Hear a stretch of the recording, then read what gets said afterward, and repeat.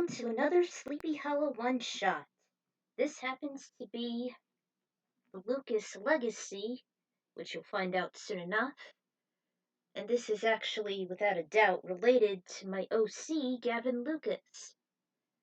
And, in case you're wondering, it does have a similar style to another certain work I used to watch of Sleepy Hollow a long time ago.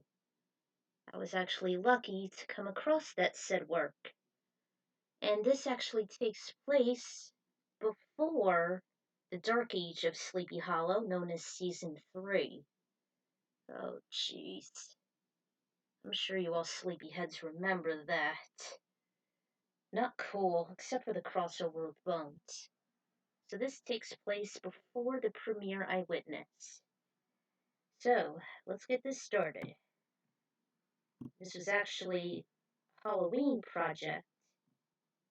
The Lucas Legacy. Don't own Sleepy Hollow, used to belong to Fox, and so did another work. This is also based off the CGI short Night of the Headless Horseman. The former was loosely based from the original story created by Washington Irving. I used to have the novel Sleepy Hollow, but I had to give it up. Had Rip Van Winkle, but it was meh. Gavin ends up in an altered version of Sleepy Hollow, unlike the one he's familiar with. Will he return to his home in its original fashion, perish, or be forever stranded in this distorted reality? This takes place after the events of Season 3's premiere episode, Eyewitness. It was in Gavin's apartment. The greenhorn kept feeling more depressed day by day. His friends were all gone over these past 9 months. He had last seen Ichabod, Abby, and Jenny at the old cabin near Trout Lake. The Freemason had recovered from a brain fever thanks to Abby's quick thinking. She found a cure from Grace's journal. He disappeared without a trace about a week later. Gavin remembered visiting him, though the cabin was unoccupied. Looking for answers, he came across the Mill sisters as they were discussing their plans for the future. Over time, they've accepted that the supernatural war has come to a close. Gavin, on the other hand, refused to believe it, and heeded Grace's last words before Abby returned to the future. She warned there was a crucial part in the war, and they must be ready for it together. The altercation caused a strain between Gavin and Abby. He never saw or spoke to her, nor to her sister since. The only friend that remained close to him was Chief Turgato and his Onondaga clan. He kept saying that Battlehawk must not lose hope. Unfortunately, his depression and isolation were taking their toll. He tried numerous times to hunt for any paranormal occurrences, including the Horseman of Death, but there was no activity. He even honed some new skills during that time, but as he wrote an entry in his diary, he just kept feeling lower. How long will this go on? Where are my friends? They never seem to answer any of my calls as of late. Ichabod, Abby, and Jenny are gone. I'm afraid they might have passed in some unexpected catastrophe. I've been feeling the worst for them. My hope is dwindling. I cannot seem to hold on any longer, especially when Stantos, one of Turgato's finest warriors, have perished. He willingly sacrificed himself for me as we were facing the demon deep within the hollow. The sadness and the tragedy is too much to bear. Without my friends, what's the purpose of living now?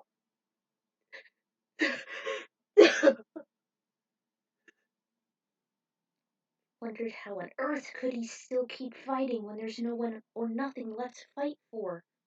He slowly closed the diaries, tears rolled down his face. Hid away in a drawer and headed out on his red three-wheel bike to God knows where. Night was falling fast around the city, and Gavin wound up near a local bar. As he locked his trike and walked inside, he realized it was the same one that honored Caroline's death. He remembered seeing the large portrait of the historic actress as he was giving away a heartfelt speech. His reverie was interrupted as a male bartender was in his sight. Gavin hardly realized he was sitting at the bar itself. "Can I offer you a drink?" Sure, okay. This is quite a shocker. Gavin was never much of a drinker. Could hardly stand the foul aftertaste nor the effects of alcohol. Still, he never cared anymore. I'll, take a bottle of... Mike's twisted tea. Server asked for his ID, took out his photo identification card, and the bartender scanned it. It was confirmed, and he said he'll get his drink shortly. A few minutes later, Gavin stared at the fizzing long neck. He hoped the liquor wouldn't be so potent. He did recall having a hard lemonade during one New Year's Eve, so he grabbed it and swallowed it fast. Although the flavor was pretty tasty, it never seemed to burn his throat. Hey, hey, hey, take it easy. Your head will swim if you keep swallowing it like that. As he walked away from another Patron, Gavin resumed to consume at the same rate until it was gone. He nearly slammed the bottle on the counter. Gavin did feel a bit woozy after that. It got worse as he attempted to stand up. The sensation was a bit more easier. Gavin wobbled out of the bar as slow and uncoordinated like a jogger. His body felt so numb that he didn't even feel the brisk air. Thinking he was near his flat, he actually aimlessly headed to an unfamiliar residential area. Through his stupor, his vision and mind were fogged. He never had the notion he was heading in the wrong direction. Just then he ended up on the sidewalk and went past a black couple having dinner. Gavin's body just became heavier as he recollected all the negativity he went through. It made him so drunk and powerless, to the point he was about to faint. Exhausted, he stopped for a couple minutes and collapsed stomach first onto the pavement. The black man noticed the white blonde fall. He hurriedly rushed out, followed by his wife. There was nothing but darkness as far as Gavin knew. Jeff, what's happened to him? I believe he passed out, Emily. Oh, this definitely proves it. He had too much to drink. He fell by the stench, as well as the paleness. There was no response. All of a sudden, they saw two more people head inside a house next door. A black female who looked like an agent was unlocking the front door, and her partner, clad in some 18th century clothing, was behind her. They were muttering on the success of unscrewing a demon of sorts.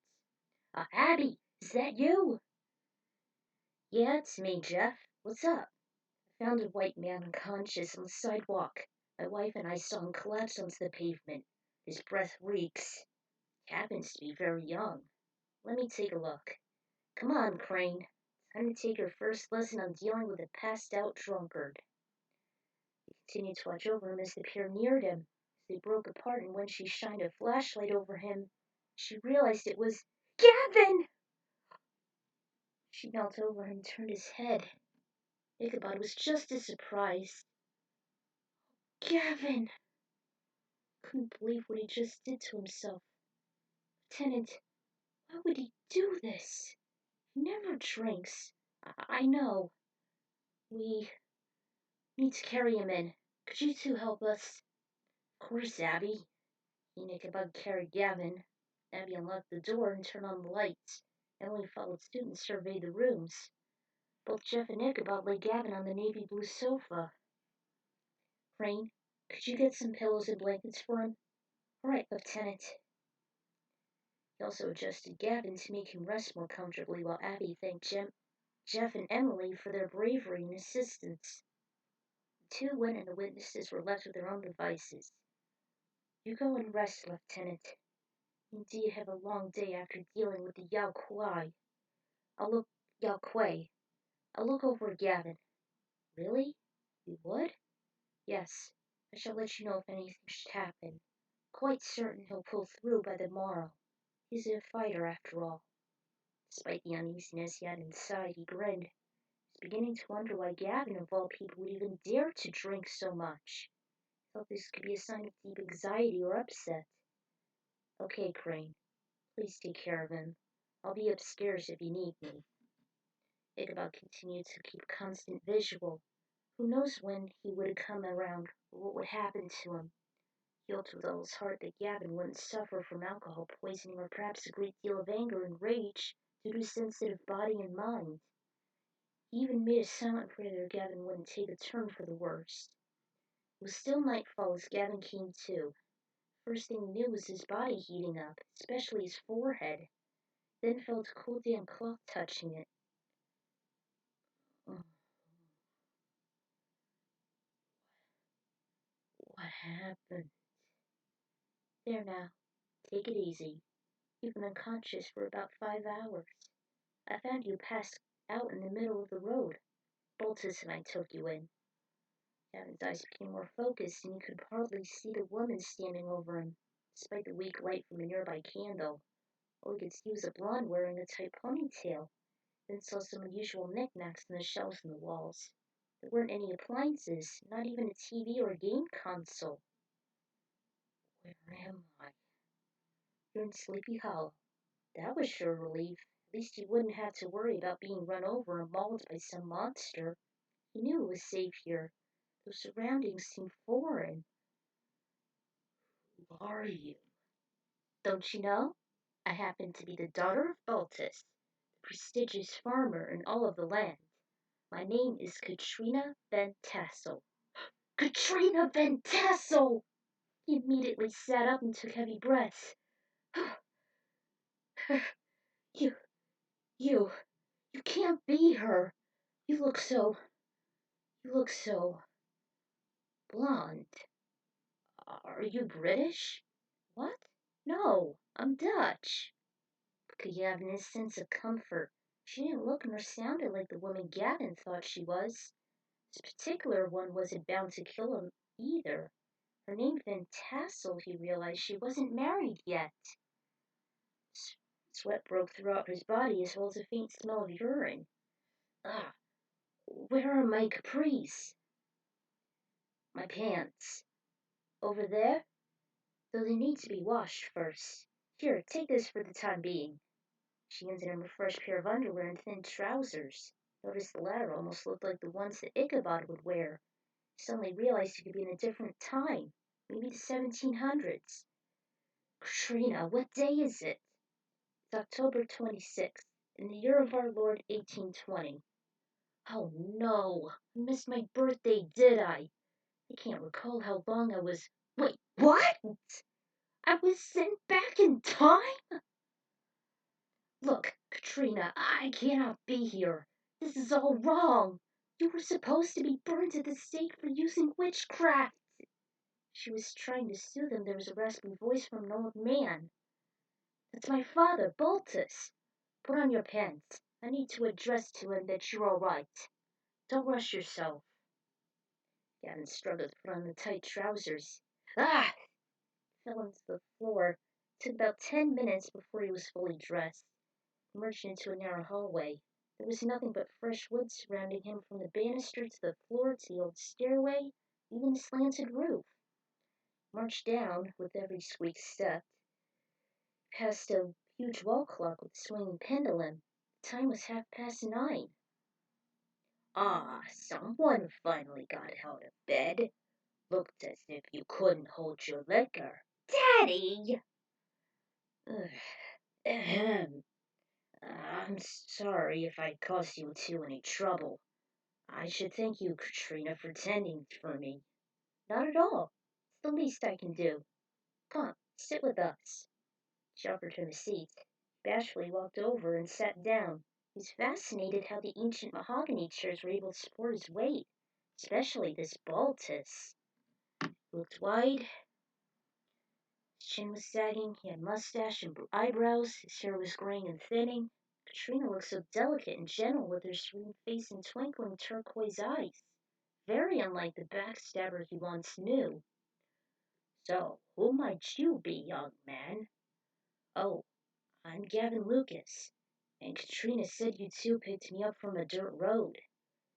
Yes, you were completely out of it when we brought you in, and wet to the core. You were lucky you didn't become roadkill. Right. Anyway, this is gonna sound far-fetched, but I'm not from around here. I mean, yeah, I'm from Sleepy Hollow, but from a different time, actually. I came here unknowingly from the future. You? You came from another time? Ha ha ha ha! That does sound far-fetched. How could you be a time traveler? No one can go through time. Dad, this is serious. He's obviously lost in a place unknown to him. Can't you have a little courtesy? My pardons, dear. Mr. Lucas, when did you actually come from? Well, I actually came here unintentionally. I'm sure you could do this because I've seen a replica of you do just that. According to Abby, Gavin recalled the redhead using the Great Remorse to create a time portal in which she intervened as they were sent back to 1781.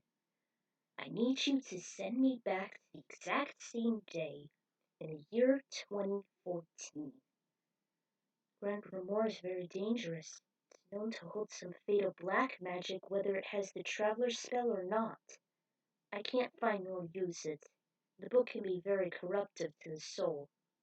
But perhaps I may be able to make a concoction to send you home. Really? You could? Of course. Thanks to Of course, thanks to a mother's skills, our crops are always fertile no matter what the time of year.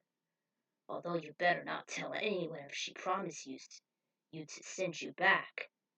I cross my heart and hope to die if that should happen. Thanks, Katrina.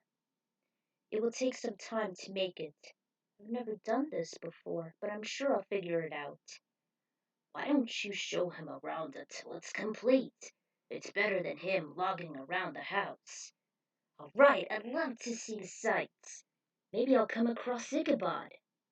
The schoolmaster? He makes as much money as a church mouse. I thought he was a history professor in Oxford. Suddenly hit him. This was the year 1820 when he was already put to sleep 39 years prior. I beg your pardon? All right, I'm sure Mr. Lucas may need some shut-eye, Father. I'll send him back to my mom's quarters. Good. Maybe it'll clear his head better. Oh, you! She let him up and apologized. I've meant worse. Is he still alive? Ichabod? Of course. Nowadays he just came here from Connecticut and enrolled in a nice schoolhouse. I just met him recently. He's also a fantastic singer. Although Brom Bones wasn't too thrilled. He gets picked on all the time, especially by troubled kids who use him as target practice. I see. This doesn't sound like the best friend he knew. However, he was still fascinated.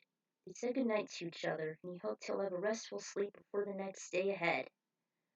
Meanwhile, Katrina hesitated, and the name Gavin Lucas kept echoing in her mind. There's something very peculiar about his name.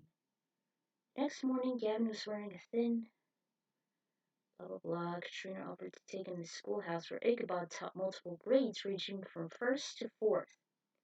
Whew, man! I'm sure Ichabod's got a lot on his plate. By the way, call me Gavin.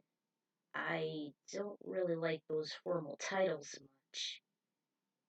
The air was crisp and Gavin admired the landmarks, including an old windmill which was rumored to have stopped working. What really caught his eye were the trees covered in red, brown, orange, and yellow falling leaves. His favorite time of the year was always autumn. He also noticed a weeping female specter hanging from the branch of a lone tree. Figured this couldn't be the weeping lady. Then he gazed upon a wigwam covered in algae which was rumored to be the house belonging to the witch of the western woods. I kind of wish that the series would highlight that. Eventually they've reached their destination. Kids were just blabbing and joking around as Ichabod was giving a lecture. They're not taking him very seriously. It should be over in any minute. The bell toned, kids stormed out. They were probably no taller than 2 or 3 feet. Upon observation, the schoolmaster was exhausted. Gavin was astounded at how he looked. He was around 6 feet and as skinny and frail as a scarecrow. His limbs were scrawny and his face was a bit wrinkled and blanched. His hair was black and sleek as it tied into a ponytail. Ichabod? Yes, that's him. Why are you so surprised? Oh, well, he did not have a baritone at all. More like a weak tenor. Katrina introduced him to the newcomer, and he could only stutter. Ichabod, you look so thin. You'll have to excuse him. He's not from around here. She was inviting him over for a bite to eat at her place. Gavin looked at an old sign on the Ashton building. He could hardly read it, but he noticed it was Trout Lake, same location where August Corbin's cabin stood Only there wasn't a bridge, nor was it smack dab in a forest. This just kept getting weirder by the minute. Gavin, would you like to come and eat dinner with us when we're done showing you around? That'd be great. So how do you like this place so far, dear fellow? Um, fine, thanks. Not used to this. He's not the Ichabod I remember. What's happening to me? Oh, how could he possibly fit in? It's bad enough how the locals treat the outsider crane. Before they knew it was dusk. Gavin glorified how the sky looked as it had a blazing texture of reds and oranges amongst the setting sun. He ended up at the field outside Katrina's house. He was very enthralled with the various produce and livestock that lived here. This place has everything. Yes, just about. We're still preparing for the harvest coming up. I'm still quite flushed that I'll be the heir of the richest parts of the land. One person cannot fathom all this wealth. Perhaps if I may, Miss Katrina, was much quicker, and he bent a little too much at the waist without moving a leg back, Gavin noticed. Oh, sure, but... But what? But what? I'm sure that Ichabod would be a nice husband for you. Well, he was. It's a lot more complicated than that. You ever heard of a soldier turned blacksmith known as Abraham Van Brunt? Gavin had a flashback to when he saw the Horseman of Death the first time while working with the old man, who was later known to be the Horseman of War. Yeah, I've heard that he's bad news here. Oh, he's not that bad. Once you get to know him, he's pretty charming. Except when he tries too hard to impress me. He can be a bully at times, particularly to Ichabod. There's still a love triangle. Figures. Stone bench she discussed the infatuation Brom Bones had with her. She always compares to Ichabod as a more proper gentleman. She also described the schoolmaster to be a music instructor. Gavin was astonished by that as he heard his voice. It's nearly as captivating as the Freemasons. The session was short-lived as he smelled the odor of a fresh, plump duck. Duck? I've been longing to have duck. This would be a first. He always knows a lot about food from their smell alone. They went inside and Boltus was leading the conversation of the festival taking place on Halloween. It's known as the Quilting Frolic, where women weave and the men tell horror stories for entertainment. Food, fun, and music are welcome for everyone wishing to attend. He had always been the host of it year after year. There's always so much to be done for the occasion. Both Ichabod and Gavin were excited. Later that night, Katrina was brought to the mysterious compound. The traveler's spell was taking information little did Gavin knew. Although, as he kept thinking about it, he wished he would do the incantation right and not fall into the wrong hands, like how the treacherous witch did. He never stopped comparing one to the other, no matter how different they seemed. He also had the urge on protecting Ichabod from bomb bones, and prepared for the dangers lurking somewhere in Sleepy Hollow, despite realizing he didn't bring a weapon with him, not even his purgatory sword. Next day, he wore this. Gavin went to his school at Trout Lake. He was a little earlier this time. He wanted to observe the master's teachings. Of course, kids were slacking off, hardly observing any words he was saying. He grew more and more irritated at the misfit's behavior. Then again, the lessons weren't intriguing anyway. Reminisced as he missed his best friend. He hopes he would see him sometime if he should ever go back to his own era. Suddenly, the bell rang and he scampered out of the way before he was caught in the stampede. Taking in the fresh, cool air, Gavin decided to stroll back toward his temporary home. Where are you going, brown nose? Who, me? Yes, you little meddlesome creature, you! Following that scarecrow Ichabod and Crane, I presume? Actually, I was heading back to the cottage where Katrina lives. It's sort of a guest house, you know. So you too are after my Katrina, aren't you, you little bloodhound? What? No! You're Brum Bones, aren't you? Indeed I am. And who might you be, Outlander? Gavin Lucas. I just came here when I was... Oh, I see. You happen to be related to that wimpy militant Leon Lucas.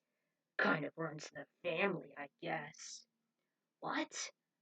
Who is he, Leon Lucas? Oh, don't you remember? Has your brain rotted that much from the time you passed out? Before Gavin had a chance to make his mark, he told him. Then allow me to refresh your memory. Leon Lucas was this man who looked just as miserable as you do right now. You see, he wasn't right in the head. While I was a veteran during the Revolution back in 1777, I've heard from all around the platoon of this weakling. He actually volunteered to be a part of the militia just as they discovered he was retarded. So, in order to avoid execution, he wanted to surrender his life for his country. I feel kind of sorry for him. Rumor has it that he was last seen at a campsite by himself next to a cannon one stormy evening. He was there when he met a mysterious figure known only as the Hessian Trooper, a German mercenary who had worked for the British for the sake of money and carnage.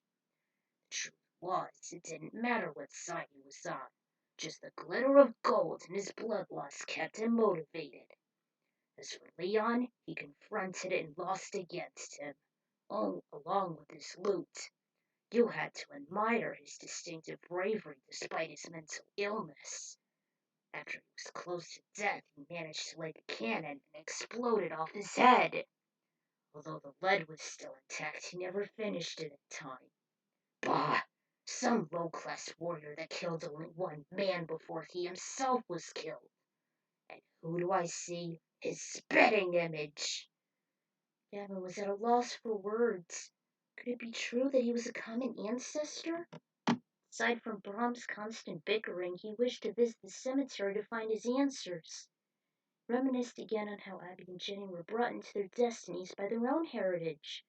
From their great-great-great-aunt Grace, to Aunt Dixon being petrified by the Gorgon, and even Abby's dream of her mom Lori leading her to the catacombs where the statue had laid, and where she later found the sword of Methuselah.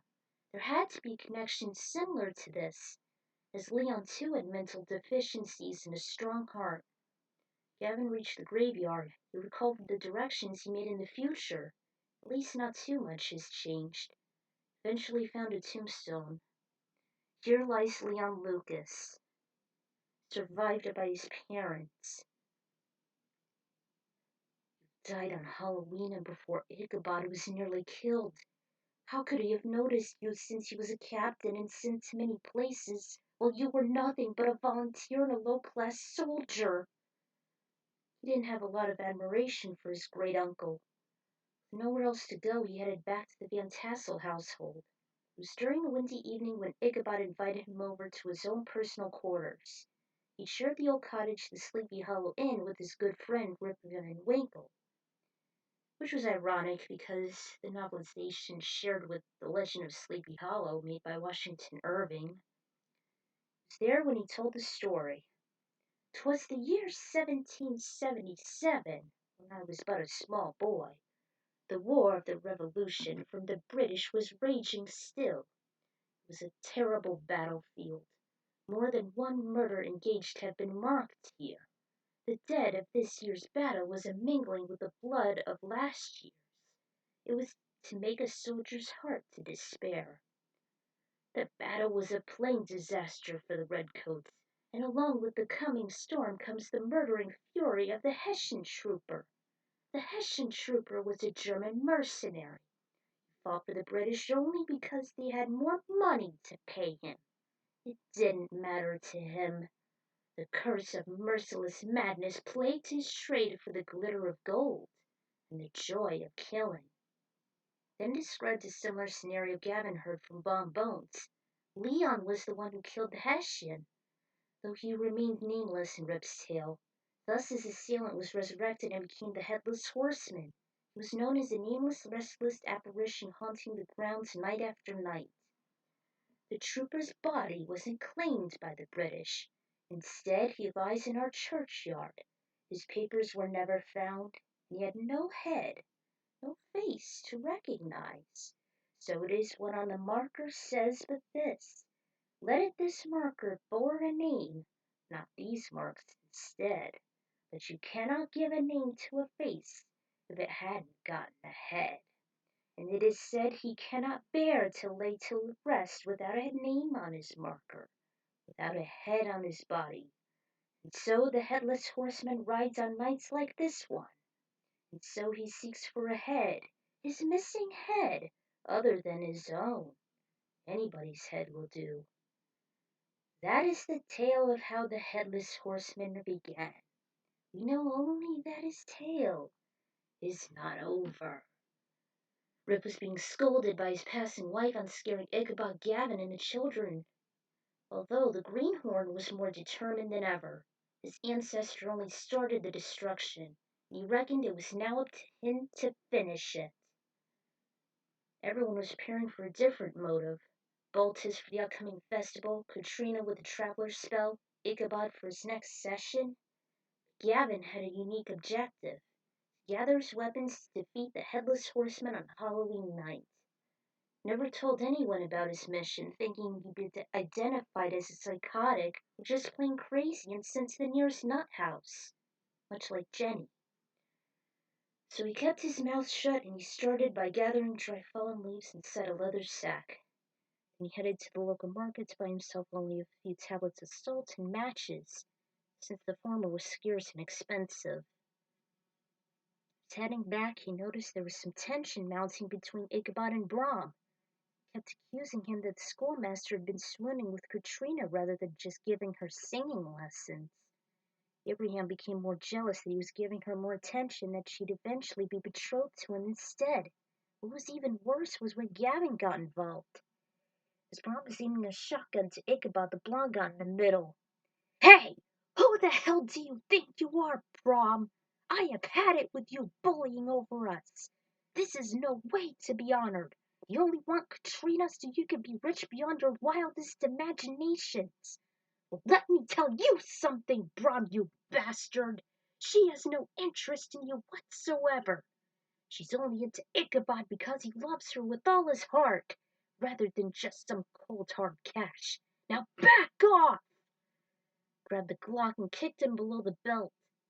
In his vulnerable state, Gavin destroyed it with a nearby thick branch. Ichabod just stood there in awe. They didn't know some other scrawny man cowardly running away from the fray. Grabbed Ichabod's hand and they both got in a carriage. "I will get you yet, you asinine twat! I swear I will make his and Gavin's spirits join with the other lost souls of Sleepy Hollow. Make no mistake, I will have Katrina for myself, even if it should cost mine." On that night, Gavin was invited to an old church where Ichabod would demonstrate Katrina's euphonious singing voice. However, he had lost interest as he's not a religious man. Although an hour later, he just found out there was a fire there, and Ichabod and Katrina were the last ones to escape. She managed to save him in time, yet nothing was being scorched. The only change was the carpet being discarded. Apparently, someone was making a false claim by waving the carpet in front of the furnace, making the illusion. It was amazing everyone, including the choir, made it out safely. He almost assumed it could be Brom making that chaotic prank as a retaliation. Later on, he had a nightmare. Gavin was trapped within the cemetery and fog was completely engulfing the place. Restless apparitions began to stir, as did a few zombies. One was missing an arm, another had its legs eaten by maggots. There was even a decapitated head that could still talk. They were threatening Ichabod to take his life away. Gavin saw and heard the commotion as they were closing in on him. Somehow he obtained his sword and destroyed everyone in sight. But the horror didn't end there, as he saw the mist reveal the date of death on the tombstone. 12 o'clock a.m., October 31st, 1820. He then heard a whisper in the wind call his name. Gavin. He instantly identified it as the real Ichabod, but he saw no one, not even his comrade. From then on, he finally reached his breaking point. He dropped on all fours as his heart sank. He was filled with so much yearning and impatience. His breathing heat as his body shook. I've waited too long. I've heard your voice. I deserve an answer. Where are you? With only an echo, the dream faded into nothingness. Through the darkness, he heard him. You must stop the Hessian from wreaking havoc over Sleepy Hollow. You must not let him change the course of history. Put an end to this madness once and for all. You are a soldier, and Leon Lucas's descendant. You have all the keys you need for victory. Now fight! He immediately woke up. His heart was unusually warm, and he kept hearing the true Ichabod's words, filling him with courage and determination he once lost. It was daybreak. Ichabod, it was you. Remembering the hard dream, he knew that tonight would be the night for war, just as soon as the gathering was over. Also, he had a feeling that Brahm may be up to something, that he could use the Dark Ghost to accomplish some kind of favor, regardless of what the high price would be, in order to show how obsessed he was to always have Katrina by his side, rid of Ichabod. He knew what he had to do, and he had to act now. While the locals were gathering, Gavin obtained a sack full of leaves and his 3 small bags of salt as he assembled them around a leather belt. His matchbook was stuffed within his pocket. Finally, were the pants that were soiled by his own urine on that night. It wasn't long before Baltus called him down to attend the festivities. The dance floor was spacious, most of the furniture had been removed, except several wooden chairs which were huddled together on a higher platform. Some bandmates assembled, including violinists, flute players, and a snare drummer. A large section of the house was very comforting compared to the nippy weather. Soon saw Katrina as beautiful as ever. There was Rip and his wife, finally Brom, who had a casual expression. He was also accompanied by his companion, whom he later turned out that his name was Dolphus. He was goofy in appearance and personality, almost as giddy as Gavin. Finally, after some long enduring hours, he showed up. It was late due to a filling meal at the dining hall. Gavin was surprised he never noticed him while Brom was dancing with some girl named Louise. Katrina greeted him with a curtsy. Schoolmaster Crane, were you well fed? I was indeed delightfully, and in your company I now feel complete. As they joined hands, the music changed. Gavin had no partners and he was shy on dancing, so he sat down. He clapped in tune with the rhythm as he watched with admiration. They were moving in sync with the beat of the performance, almost like they both knew the song by heart. He could almost see the spotlight was shining down on them as it brightened their cheerful features. It was something that he longed for. He disregarded his loathing, for the real Katrina focused on was really important, both for their unity as well as the vow he made since day one. I promise, I will protect the citizens of Sleepy Hollow, those that do the same. By the time it ended, everyone applauded. There was also Brown Bones. Well, good evening to you, schoolmaster. Good evening. Now, pardon us, I must intrude a tradition, not a chance, for it is now the time for the women to do their quilting, and the men gather by the fire for their ale, but most of all, to tell stories. I'm sure a man as alert as you have a fine story. By instinct, Gavin followed. It was definitely better than sewing blankets, that's for sure. He went into a room, and Ichabod led on. And so it was that the condemned which cried, I am guilty of nothing but love, of loving the devil himself. And then the gallows opened beneath her. Swoosh! Her spirit had journeyed into the netherworld. Oh, now if you'll excuse me, I must ask a proposition of a lady. Oh, but you've yet to hear Brom's own tale, in which he tells only once a year, on Halloween. It was on a night much like this, for it was on nights like this one when he rides. I had me a bit of refreshments at the inn, and then I was on my way home. I was singing a song gloating over ladies. It is you who must go away. What's that? Who spoke? It is I. Back in the present time, his voice never came from his mouth, for he had none, and no head at all. His voice whispered over the rustling leaves, and he echoed from the hollows, dead trees, to the very air all around me. So it was you, but who are you to deny the road to broad bones? I challenge you, sir. Let us race to the old bridge. For the bridge you may not pass if the legend is true. If you win this race, then you are free to take my head from me. So be it. Come on, daredevil! Race for your life and race for mine! Yeah! So hot on his heels he was, I can feel the fiery breath of his steed burning my coattails. But up ahead we saw the bridge, which the horseman's curse declares he cannot cross. But the horseman saw it too, and he called all his nightmare minions to stop me from reaching it. There was that one bridge through the immense mist. Kept on going with Daredevil. He even became an octogenarian at times. But at times he felt so weak, but he still kept going. Yet it never slowed down. I beheld my breath with the skin of my teeth, and at the end I felt him cursing me. The horseman pulled up short and vanished. But he rides again tonight, and if your horse be not fast enough, well, any head will do. I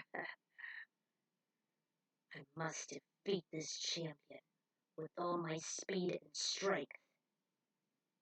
Thank you for coming, my dear Crane, but all good things must come to an end, and everyone else has gone home. To be short, but the storm, I must wait until it passes. A storm? Nonsense! That storm is miles away. Why, it won't be there for some time. Just like that, there was a lightning strike. Multiple branches fell. This incident reminded Gavin of how much each of the white trees was struck by Moloch, as he frightenedly watched from upstairs. He had always hated thunderstorms, especially those at night. But he said that it was on nights like this that he... In nights like this, that what? Oh, nothing. I'm superstitious, really. Though the clap of thunder and the flash of lightning made him uneasy. Gavin couldn't possibly blame him. But then again, if I could just good night, Ichabod Crane. Baltus slammed the door in his helpless face. Force caused the lantern overhead to phase out. Ichabod was alone now, scared beyond belief. Gavin couldn't stand him being rejected by that blubbering buffoon. He hoped he'll show him a thing or two once he's done. He saw a shadow in the hall, and he followed it. Katrina! You got to lend me one of your steeds. It's urgent. I need to save Ichabod. He could be in trouble. Trouble? How do you mean? It's the Headless Horseman, isn't it? The anniversary of his midnight ride. And also the anniversary of my ancestor's death. Leon, I'm the only one who could stop him. Please, I need a horse, but I'm not a bareback rider. Just focus on the time spell later. His life is at stake here. Shh. Don't worry. I'll come with you. I know how to ride. But... Oh, can't let my father catch us. He pretends he believes in the supernatural, but he's a skeptic at heart. My mother once told me there's a war going on since the revolution. That sounded awfully familiar. She's right. There is an ongoing war, and we must win it. She opened the shutter. He climbed down with a taut blanket as a rope. The bizarre thing was the full moon was still clear. The white horse radiance from a nearby stable, they were off in a canter. Baltus just looked out the open window as Katrina and Gavin ran into the darkness. Ichabod was on his steed Gunpowder, who's actually old. He came across a lot of horrors, but the first one was the spirit of a weeping lady hanging from a branch. That almost scared him out of his wits. The storm drew closer. The thunder sounded quite similar to that of cannon fire. Is this a war? Oh, no, it's just thunder. Gunpowder, dear fellow, don't be afraid. Just another tale with a fancy with the darkness and the storm. Just another play of the mind. Not afraid, Gunpowder, not us. No. There were some squeaks up ahead. There were bats. It was nothing more than a quiet village. Instantaneously, they were covered by layers of smoke up to their torso. Away, Gunpowder! They're gone. We've lost them. Oh, wow! Gunpowder! I think we have seemed to have gone off the road. Get off me, you blithering mouse! He was still lost and kept hearing his name. Oh, Gunpowder, it's just the sound of your own hoofs. I do hope this is the way we came. Don't you understand? In his peripheral vision, he saw a 6-foot-tall black cat with glowing red eyes sitting on a stump. It's just a cat. It's only a cat. Okay, go on, back to the road. Pulled on his reins. I do hope this is the way we came. The road was completely covered in that blue fog again. Oh, it's just the cat on the stump again. There, you see? That's the Headless Horseman? Its glowing red eyes were coming from the phantom horse. It and the undead rider combined appeared to be about a mighty 20 feet in height. Gunpowder reared. Run, Gunpowder! Gunpowder was somehow faster than Daredevil was. He was able to gain a few more inches. Still, Frank kept tightening the reins to force him to go faster. Yeah! Run, Gunpowder! Faster! Go, Gunpowder! Safety, perhaps, if the legend is true.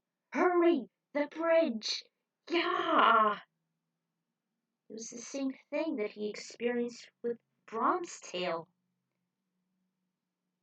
Like Brahm, Green too was aging rapidly, constantly switching back and forth. Even Gunpowder was affected, even though he was still an old, though nimble steed. There's also a haggard that emerged from the swamp as she faced Ichabod with yellow piercing eyes. This way, hammerhead of a horse! To the old bridge! He may not cross it! Did loom closer. As both Ichabod and Gunpowder reached the end, soon the Hessian vanished.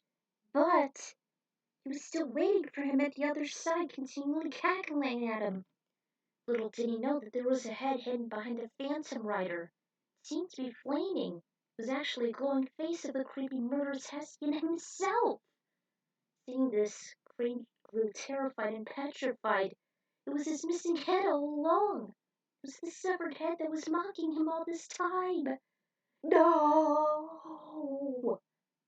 Gavin and Katrina were on their white steed, seeing both of them. Supernatural forces were kept at bay since Gavin used one of his bags of salt as some kind of ghost repellent. A few moments ago, he suggested to put some salt on themselves before they made their first leg. Katrina was fascinated. It pays when you have knowledge of the supernatural. I wish other people were like that, instead of just living in fear. Why can't they just strategize how to deal with them? She really loved Gavin for it. Never shown any trace of fear and knew exactly what he was up against. That was when the benevolent witch took a shortcut. From a hill, Gavin hopped off of Radiance and raced to the helpless victim. Saw the horror unfold. He couldn't save Ichabod, and maybe it could have negative consequences, like a distortion or his best friend ceasing to exist. No! Look out! Fortunately, he tackled Ichabod off his seat just seconds before the Hessian's head burst into flames. Two lay on the ground, and for a few moments Gavin came to. There were minor cuts and bumps. Gavin shook his head to clear his head as he felt the heat above him. The flames had scattered, but Ichabod was unconscious. Katrina followed with radiance. Frantic looked around, the Hessian disappeared without making any noise. Tried waking him, but he wouldn't budge.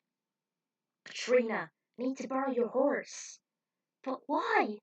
You said so yourself you can't ride. I have to try. I'll use gunpowder while you use radiance to carry him to safety. Bring him home. I'll deal with the horseman, and keep an eye on him in case Brom shows up. You're gonna fight the horseman? It's suicide! No one can defeat him. I believe I can, Katrina. It's been passed down from my ancestor, Leon. This is my destiny. I have to go. Easy, boy, easy. Come on!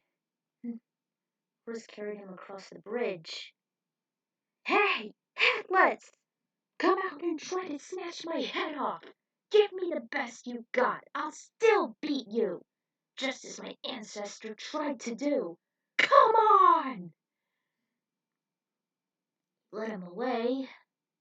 Nevertheless, it kept gaining on him.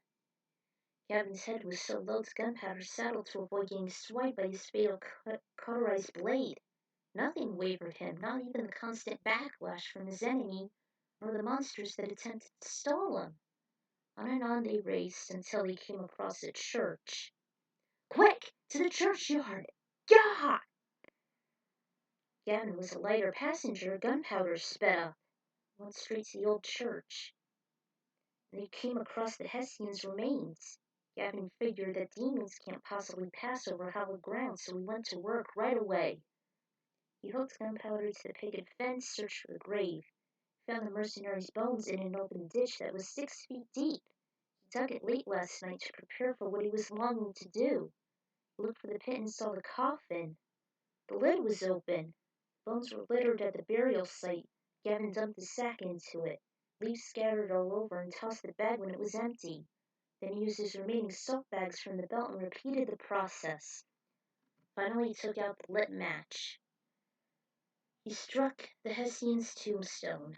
Storm clouds rolled in, and thunder and lightning signaled Gavin's enemy was near. Gunpowder made an alarm. See you in hell, horseman!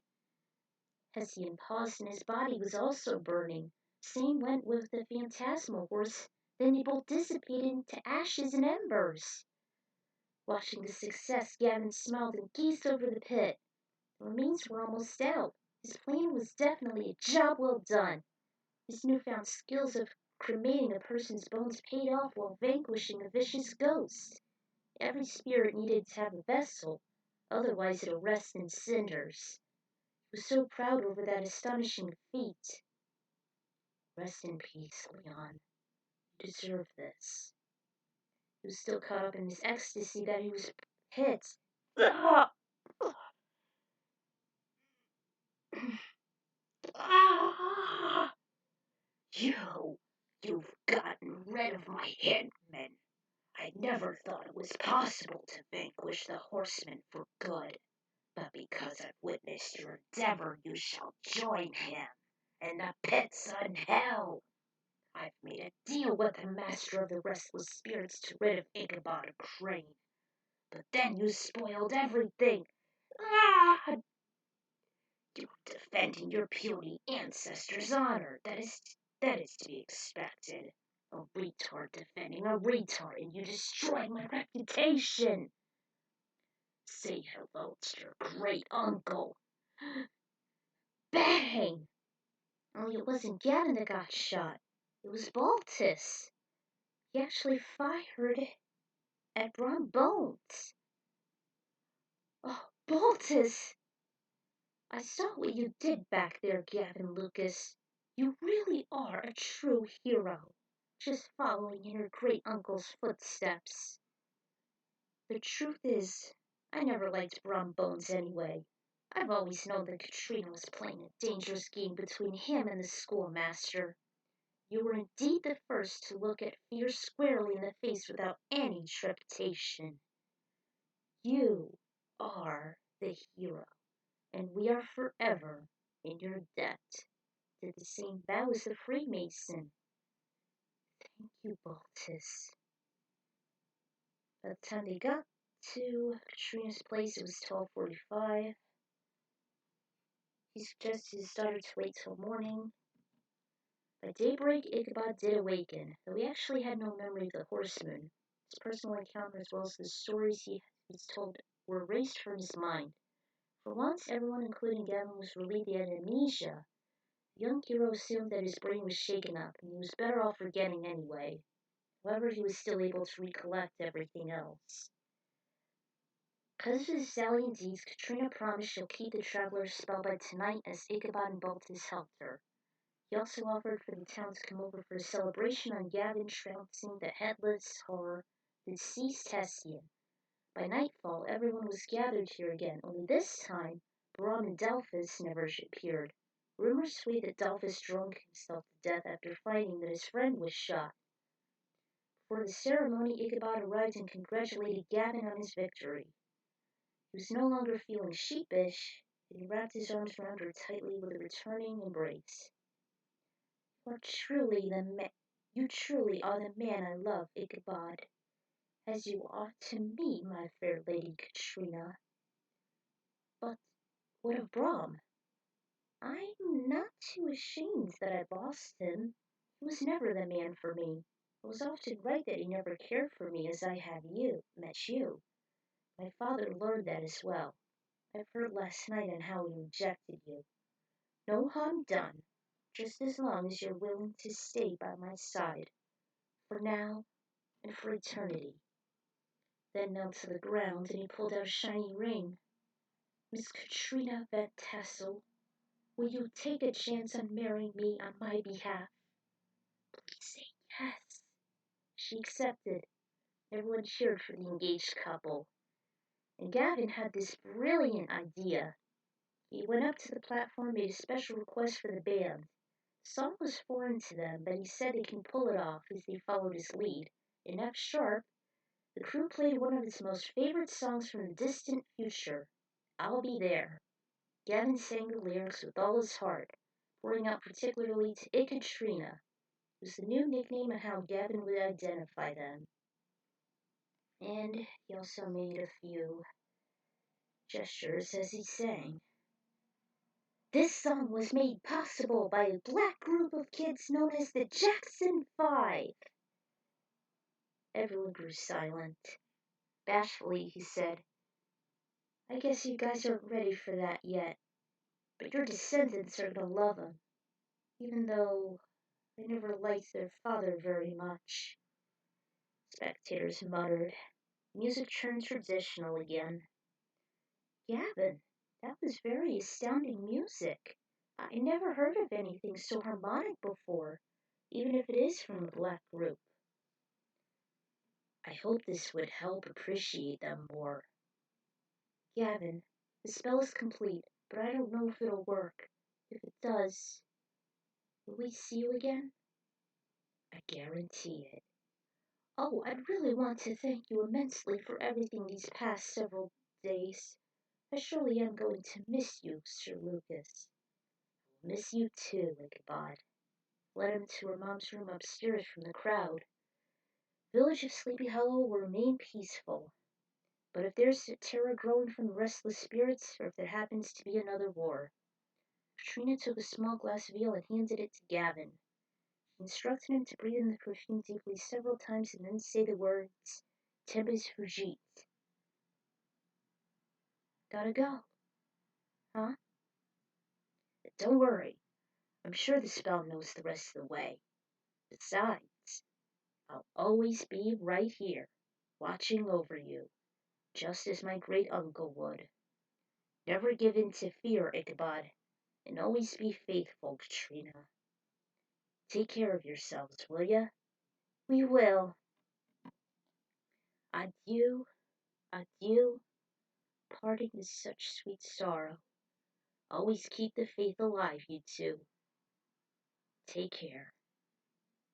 Back in the year 2014, Ichabod was watching over Gavin, still in a deep sleep. All right, Crane, I got some business to attend to. Just make sure you keep the place up when you watch over him. I will. It's been several hours since Gavin fainted. Real Ichabod laid a hand on Gavin's stomach. It had been 14 hours now. Momentarily touched his cheek, which actually caused the sleeping greenhorn to stir. Oh.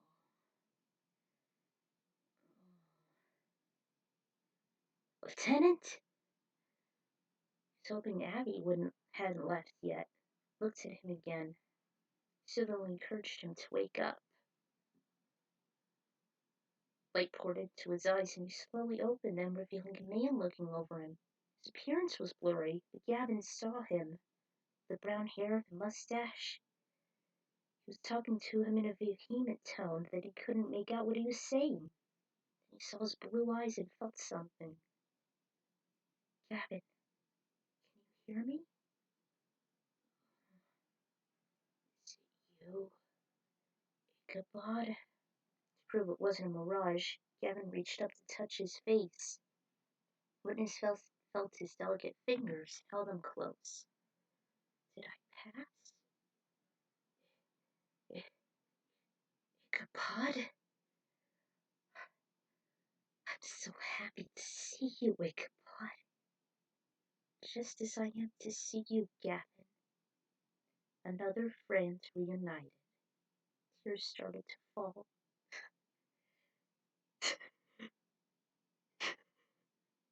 Gavin? Are you alright? I don't understand. I'm happy to see Ichabod. I'm crying. Perhaps it's part of my depression. I think your mind is working perfectly. Two old friends have some catching up to do. I never thought I'd see you again. Well, I've only been gone for 9 months. Seems like a lot longer to me. Whenever you're ready, Gavin, we can catch up. You can tell me everything that transpired here in Sleepy Hollow. I will, Ichabod, my dear friend. Told him the tale. His great uncle Leon Lucas, the Onondaga's fallen warrior. Ichabod did the same as he explained about the ancient tablet he found, as well as the fear demon, the Yao Kuei, he and Abby conquered, along with the introduction of Pandora and how he must be an American citizen to save the archives from demolition. That sliced his heartstrings, but he later reconciled with Abby, Jenny, and even Joe, the former Wendigo. The future from the dark and altered past looked bright from here on out, and the greenhorn could never be more cheerful, especially when he knew that he has carried on the Lucas legacy. Like I said, it's set before Eyewitness. It was based on the CGI short, and also the movie also known as The Hollow, which was terrible. I always hated sci-fi's original movies. Alright, the scene when Gavin gets chased by the horseman was based on Back to the Future Part 2. There was a short excerpt from Fawful's Minions Creepypasta, a 1RU. As Gavin was so distraught in the graveyard, Katrina wasn't a backstabber, like the one in the series and the actual story as well as the movie itself.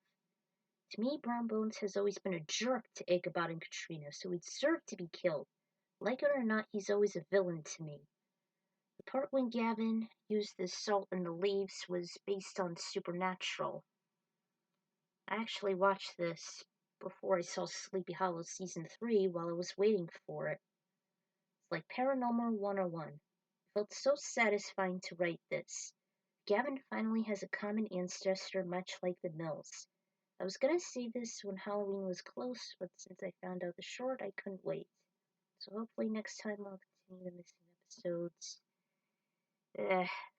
Hopefully I'll do that as an OBS project someday. Until then, this is the Ecron Writer signing out. Farewell, sleepyheads, and always keep the faith. Ciao, everyone.